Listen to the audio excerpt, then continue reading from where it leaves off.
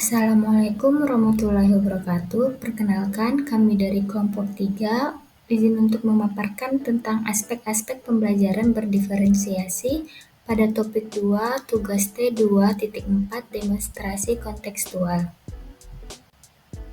Baiklah, sebelum memasuki materi, izinkan kami untuk memperkenalkan kelompok kami. Yang pertama ada Adisya Inaya, yang kedua ada saya sendiri, Nur Afifah Aula Pangestu, dan yang ketiga ada Zahra Radia. Baiklah, kita memasuki pada materi yang pertama, yaitu apa sih itu diferensiasi?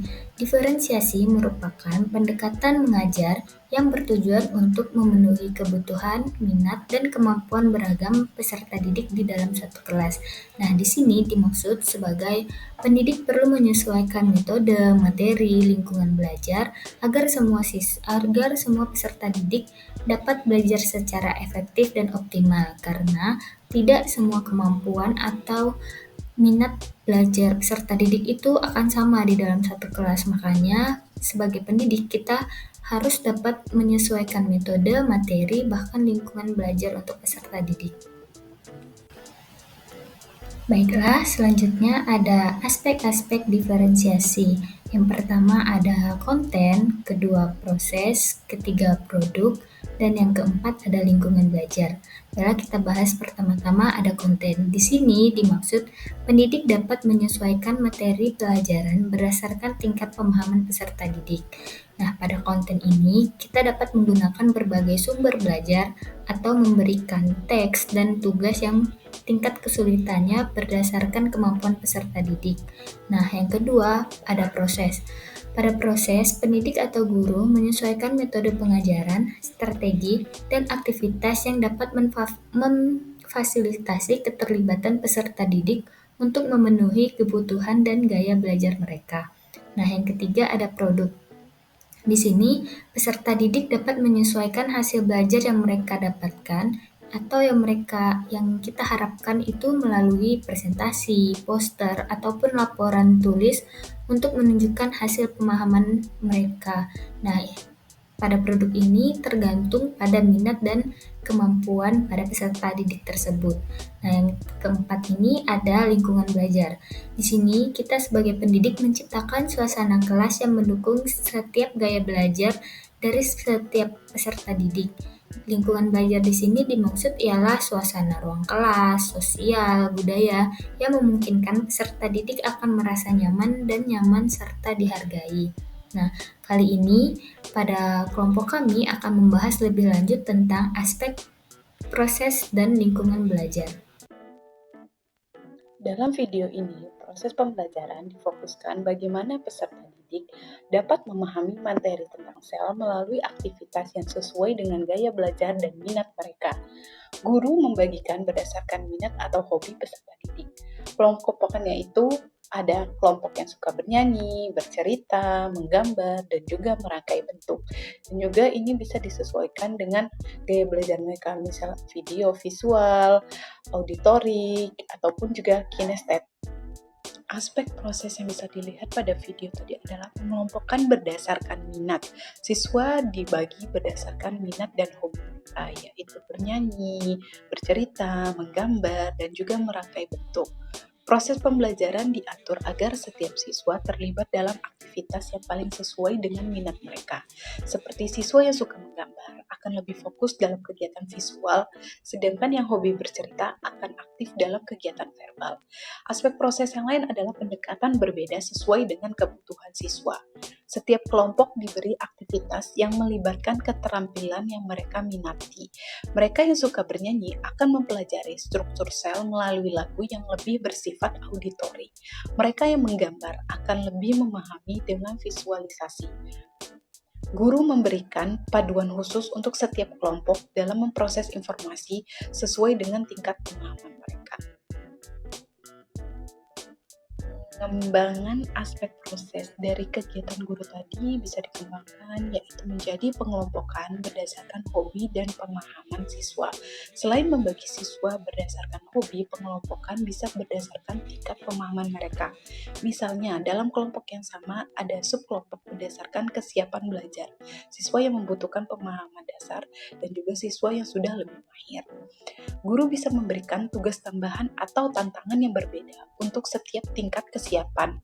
Misalnya, siswa yang lebih mahir mungkin bisa diminta untuk membuat lagu atau cerita yang berisi informasi yang lebih kompleks mengenai fungsi organel sel. Sementara siswa yang baru memahami dasar bisa fokus pada pengenalan bagian-bagian sel. Selain itu ada interaksi kolaboratif, yaitu menambahkan lebih banyak elemen kolaborasi dalam kelompok, seperti diskusi antar anggota kelompok untuk menyusun lagu, cerita, atau bergambar bersama. Ini mengajak siswa untuk lebih berbagi ide dan juga membantu mereka lebih berpikir kritis dan memahami materi lebih dalam. Dan juga memberikan waktu untuk peer review atau ulasan oleh teman sebaya mereka, di mana setiap kelompok meninjau hasil kelompok lain dan memberikan umpan balik. Pengembangan selanjutnya yaitu bisa melakukan refleksi proses pembelajaran.